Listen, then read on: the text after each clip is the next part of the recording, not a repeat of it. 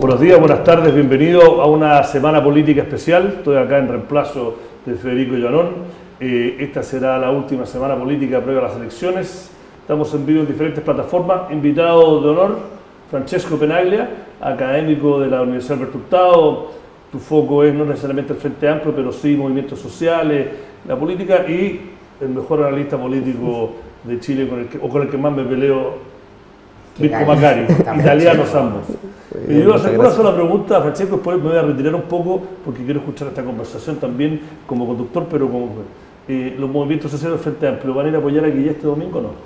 Y es difícil, me parece que a la vista de lo escuchado tanto por el encargado programático el domingo ante el NC0 como por el debate, Guille ha hecho lo posible post primera vuelta por alejar al electorado del Frente Amplio, sin darle señales políticas claras, sin conquistar a ese sector y apelando más bien a una identidad antipiñerista, poniéndolo en términos de sí y no, como si se tratara de la elección de Le Pen en Francia. Pero yo tengo la sensación de que eso funciona, porque es muy chileno que la izquierda funcione en el antiderechismo. Está muy metido en la cultura de la izquierda. Sí, yo creo que en gran presencia eso está. También hay que darse cuenta que el electorado del Frente Amplio es gran parte del electorado histórico de la concertación, de la nueva mayoría. Si uno analiza la cantidad de votos perdidos por el Partido Socialista, por el PPD, muchos de ellos probablemente recayeron en el Frente Amplio, pero no sé si eso le basta como el movilizador y el catalizador. O sea, claramente no son todos los votos del Frente Amplio, pero en parte la dirigencia pesa eso de su identidad ser más de centro-izquierda en el eje binominal, que decir somos algo distinto a la nueva mayoría y a la derecha. Sí, seguro. Se nota en el discurso, en el lenguaje, ¿no? Seguro, y además de resultarle a Guille esta maniobra por no hacer tanto guiño al electorado del Frente Amplio, le servirá para demostrar que el electorado del Frente Amplio realmente no es tan el electorado del Frente Amplio, y además para gobernar sin deber tanto favor y sin haber hecho tanto compromiso. O sea, si le resulta y se sale electo, probablemente se le va a ahorrar una serie de conflictos. O sea, en este escenario que salió electo Guille, que ha debilitado el Frente Amplio. Sí, sin duda, porque no logró ni un compromiso programático, ni una inserción, y además quedó demostrado que su electorado no es realmente la constitución de una nueva fuerza política, social, fuera del emergente, con un claro marco ideológico. Sino claro, que más bien es la histórica presencia de lo autoflagelante de los 90, y la renovación que no se pudo dar al interior de los partidos de la nueva mayoría y de la concertación. Se hizo por fuera. Se hizo por fuera. Y ni tan afuera. O sea, muchos de los dirigentes del Frente Amplio estuvieron dentro de los partidos, de la juventud de los partidos oficiales, durante el gobierno de la nueva mayoría. La fuerza política más fuerte del Frente Amplio estuvo y no estuvo, entonces ni tan afuera, digamos. Explica un poco para la gente que a lo mejor no sigue la política el día a día. ¿Por qué? Porque la lógica de una persona que mira la política cada 4 años, ve los resultados de esta elección y dice, Guille para ganar tiene que capturar ese 20%. Esa gente no ve este programa. Claro, pero bueno, ese 20% que sacó Beatriz Sánchez y el 16% que sacó el Frente Amplio. Entonces uno de los va a ir para allá, pero hizo un pequeño movimiento, una movida de cintura en los primeros 10 días, pero obviamente en la recta final ha abandonado, sin decir las palabras, pero se ha movido mucho más hacia el centro. ¿Por qué, si el voto de él, desde el punto de vista del sentido común, cuando uno vio los resultados, no ha sido más agresivo en ir a capturar ese 1.800.000 votos que necesita para ganar? Se le abro los dos, los dos. Sí, en parte porque no lo cree, me parece, porque ayer lo escuchaba en Radio La Clave, en el programa que tenían, y hacían esta figura de Guille como este profesor profesor radical de antaño, bonachón. Profesor de historia. Profesor de historia, claro. Guille es eso. Guille es un periodista, que no vamos a decir que era el periodista más punzante, un periodista de los medios, tranquilo, que en algunos momentos participó en comerciales de ISAPRE, no es un sujeto más radical que eso. Un personaje acomodado, ¿no? Sí. Un personaje ideológico. No, claro. entonces puesto en ese escenario, da lo que puede dar hacia la izquierda. O sea, yo creo que él es su programa es bien representativo de sus convicciones, de sus convicciones históricas. Por otro lado, él ha tratado de hacer guiño a la democracia cristiana. De hecho, citó durante el debate a Goetz varias veces de cómo estaban incorporando sus propuestas, mucho más que al Frente Amplio, que es porcentualmente en voto una gran cantidad. En es el mundo que viene de la izquierda de los 70, que fue la verdadera izquierda radical. O sea, son los que tenían el proyecto del Monte, la revolución, la toma del Palacio de Invierno. Eso es, esa izquierda de los 70 quedó traumada con eso. Entonces es una experiencia generacional. Entonces ven cualquier cosa de izquierda como el espejismo de un salto al vacío, igual que la derecha también, ¿no? Hay una experiencia de eso, no. ¿Ah? Sí, pero es bien curioso porque habla un poco de lo radical que ha sido el neoliberalismo en Chile, que la experiencia o el proyecto del Frente Amplio pareciera como algo extremadamente revolucionario, casi como la Unidad Popular. Y si uno lo compara, no es más que un proyecto socialdemócrata similar al de cualquier país un país OCDE, o la centroizquierda, sí, un país OCDE, claro. Sí, no es más que eso. De hecho, el programa o los enunciados de Artés eran homologables a las propuestas de la Unidad Popular, no lo del Frente Amplio. Entonces, habla un poco de cómo se ha configurado el sentido común en la sociedad actual, y no solo acá, sino que... Y además la propuesta de la Unidad Popular, donde estaban todos los que hoy día reniegan de eso, que es lo más sintomático, ¿no? Claro. Es decir, se niegan a sí mismos. O sea, hay un tema ahí una elección, freudiano, o sea, ¿no? El trauma, el golpe, lo que significó para... Sí, pero el golpe en la cabeza. Pero además... Pero todo lo que vino después de eso queda como un trauma generacional. Pero además no solo desde la biografía de estos personajes, algunos que del Partido del Orden combatieron en guerrillas fuera del país, digamos. O sea, estamos hablando de ese tránsito. Esto es a nivel mundial. O sea, la renovación socialista, la tercera vía y todas estas construcciones... claro, la concertación fue una versión chilena de la tercera vía. Sí, sin duda, y que tiene dos ejes, mercado y gobernabilidad. Eso es el proyecto de Benninger también, ¿sí? Sí. Porque históricamente la centroizquierda en el mundo, que fue su gran... Más allá que en la versión latinoamericana hubo muertes, torturas, violaciones de derechos humanos, dictaduras, en la versión europea, sobre todo en Europa occidental, fue que el talón de Aquiles de los proyectos de centroizquierda era que siempre entregaban un gobierno con la economía hecha pedazos, con alto desempleo y crisis, y que la tercera vía fue, como dices tú, una de usar parte del mercado para solucionar estas propuestas sociales, dándole gobernabilidad. Claro, y lo que pasó es que en un contexto neoliberal de acentuación de las crisis económicas, lo que demostró la tercera vía fue que, esto es lo que lleva al fracaso de la tercera vía en Europa, que al administrar crisis terminaron desarrollando políticas de derecha y recorte, claro, y recortando el estado de bienestar. Y eso permitió el descontento ya con la tercera vía y los partidos oficiales, el PSOE, el PASOK en Grecia y otros tantos. La emergencia de grupos ciudadanos muy dispersos, partidos verdes, ciudadanistas, y recientemente la emergencia de una derecha más dura, nacionalista, crítica euroescéptica, antiglobalización, crítica radicalizada por los procesos migratorios. Y ese es el escenario global hoy en día, que estamos atravesando una crisis económica hace unos largos años, hay una serie de modificaciones a nivel económico, robotización, cambio en el empleo, cambio en una serie de elementos. Y una alienación de cierta clase media con ese mundo. Claro, y una emergencia de una derecha radical, y a diferencia de otros periodos anteriores de crisis, no hay una emergencia de un proyecto transformador, crítico al capitalismo cohesionado, ¿sí? O sea, se toman con pinceles algunas experiencias como el Podemos en España o Syriza, pero Syriza, digamos, cuando tuvo que decidir si se bajaba de la Unión Europea o no, finalmente terminó pactando con la Unión Europea. Entonces, y terminó fraccionando así, creando una nueva fracción más de izquierda fuera de Syriza. Entonces, no se vislumbra a nivel mundial un proyecto de izquierda transformadora en un marco de crisis. Bueno, acá lo dijo Nicolás Grau en la entrevista, dijo que la izquierda, no solo en Chile, en el mundo, no tiene un proyecto alternativo al capitalismo.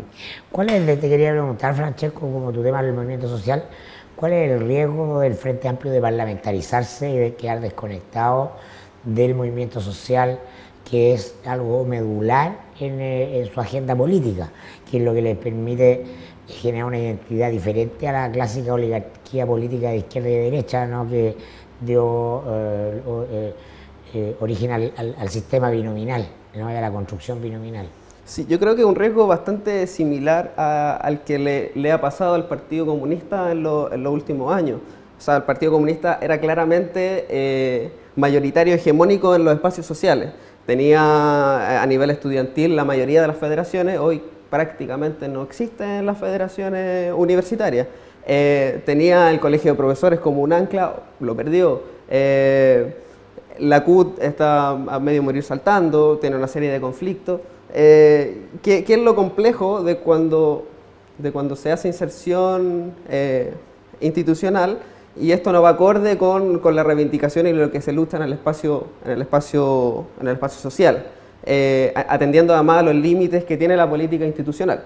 Entonces yo creo que es un riesgo del Frente Amplio, y más aún entendiendo cómo se configuró el Frente Amplio después de las elecciones. O sea, los grandes derrotados del Frente Amplio es la izquierda del Frente Amplio, la que justamente tiene mayor vocación transformadora y entiende que para transformar requiere de un poder fuera además de la institucional, un poder de inserción social, de conducción de movimientos populares, y esa izquierda perdió electoralmente, no tuvo sin embargo, electos. La candidata Beatriz Sánchez tiene mucho de eso, ¿no? Tiene un liderazgo que uno podría calificar a primera vista de más social que político. Sí, pero ahí yo haría una distinción que tiene que ver con caracterizar qué es esto de los movimientos sociales y el mundo popular. Beatriz Sánchez sí tiene un discurso más social, pero ella no tiene inserción social real, no está inserta en algún movimiento, no se la ha visto nunca en la calle, no participa de eso. Distinto, por ejemplo, a Cristian Cuevas, otro proyecto a diputado del Frente Amplio, u otro, la candidata que fue de Ucamau, que son personas que se han fogueado, o el mismo Mesina, por ejemplo, que es cercano al Frente Amplio, que son candidatos fogueados en el espacio social. Beatriz Sánchez más bien significa a otra forma de construcción social, que es esta construcción social mediática, que también está presente en los movimientos sociales, que es más de Twitter, más de apoyar simbólicamente, más líquido. ¿Sí? Más de representación simbólica. Simbólica y líquido que orgánico e inserto socialmente. Tiene más que ver con la indignación, con las redes de indignación, que con la construcción social de un colectivo que se moviliza. Y los movimientos sociales en Chile, los que se han vivido últimamente, son una expresión de ambas cosas. O sea, el Noma FP, por ejemplo, se constituyó mucho tiempo antes de sacar 1 millón de personas a la calle, con una organización nacional, con la construcción de un petitorio, con las organizaciones políticas participando de ahí. Por supuesto, hasta que no existe un hecho, no existe. Hasta que explotó y logró la masividad. Y entonces, evidentemente, ese 1 millón de personas que saca a la calle no es necesariamente el grupo que conduce o que construyó el programa, el petitorio y todo ese tipo de cosas. Lo mismo pasa a nivel Confech. O sea, sacan 1 millón de personas a la calle, pero el Confech trabajó, para llegar al 2011, trabajó muchos años antes. A nivel universitario, las organizaciones políticas, qué se iba a decir, cómo se iba a decir, cómo había se iba que a hablar. sembrar. Claro. Y entonces los movimientos sociales son la mezcla de esas dos cosas. Y Beatriz Sánchez entonces parece más vinculada a eso otro, a lo mediático, al ciudadano que va y apoya sin estar tan vinculado en las discusiones y en la interna de los movimientos sociales.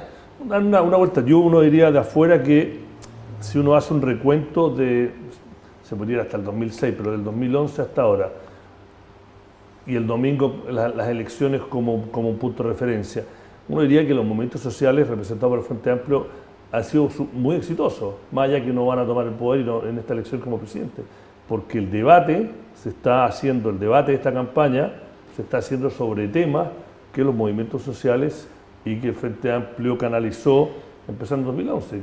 Han perforado la hegemonía cultural del modelo, pero todavía, pero el eje parcialmente, del debate, claro. Sí, yo creo que el eje del debate, yo lo dije el otro día en la radio, no sé si para mí la ganadora del debate de anteayer fue Michelle Bachelet. Sí, yo no estoy tan de acuerdo con esa afirmación, porque o depende de qué uno entienda por éxito o victoria de un movimiento social. Por eso te lo di vuelta, claro. Claro, porque en realidad lo que han hecho los movimientos sociales desde el 2011 y desde el 2006, en realidad si uno caracteriza que desde el 2006 empezaron a aparecer, uno lo que ve es que han logrado insertarse en la agenda. Sí, hay agenda, mediáticamente se habla de eso y se discute de eso, pero no generar transformaciones estructurales o al menos las transformaciones que se han propuesto. Y de hecho, en muchos de los casos, quien ha logrado canalizar esto han sido agendas de derecha, que han buscado profundizar a partir de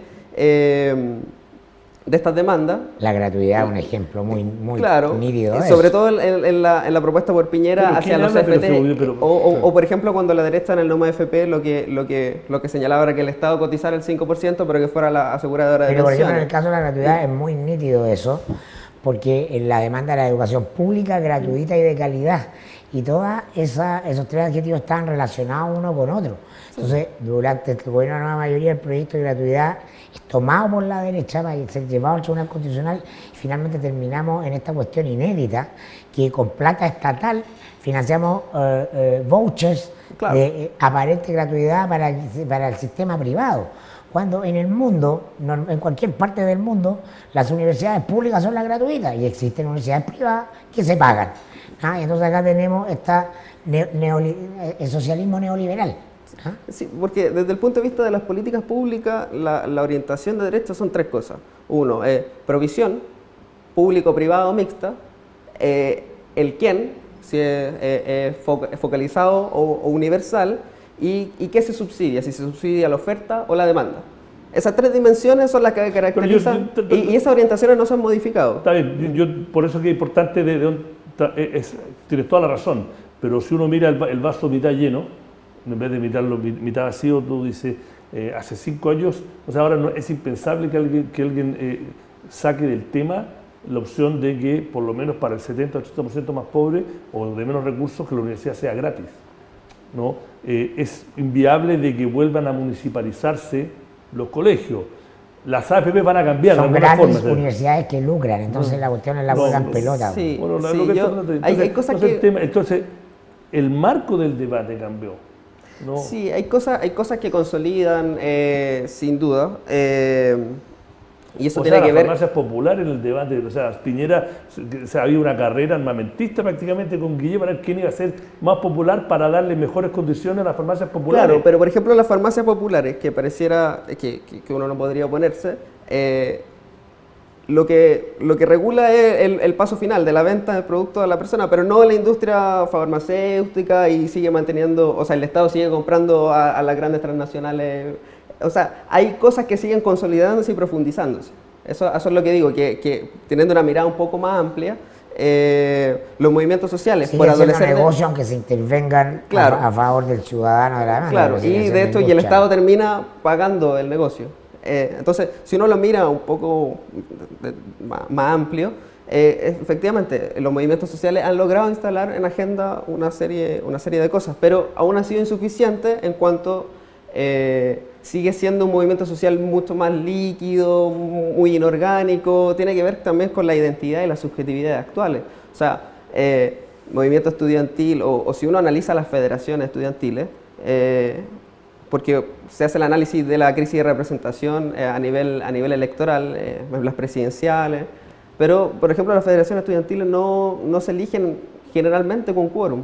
participa entre un 30 y un 50% del estudiantado.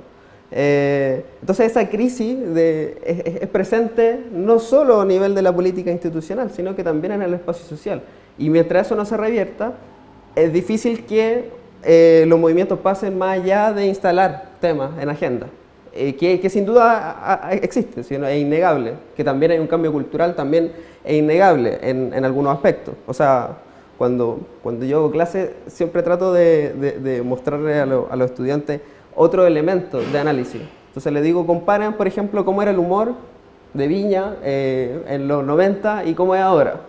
No sé, tomen a Natalia Valdebenito, Edo Caroe versus Álvaro Sala y otros. ¿Qué el discurso que se estaba dando? O tomen una teleserie de TVN y cualquiera, Sucupira versus El Reemplazante. O la música, escuchen, ¿qué se escuchaba en esa época? No sé, Los Tres. ¿Qué discurso planteaban Los Tres? Versus qué es lo hegemónico ahora o qué es mayoritario en los jóvenes, por ejemplo, Anita Tijoux. O, claro, más allá del reggaetón, pero digo, nacional y con algún discurso, Anita Tijoux. Comparen los discursos que están presentes. Es más social y más político todo claro, el contenido sin de la duda. conversación. Sí. Entonces, hay un cambio, sí, sin duda, pero aún... Me están haciendo señas de que no estamos pasando y que tengo que cerrar acá.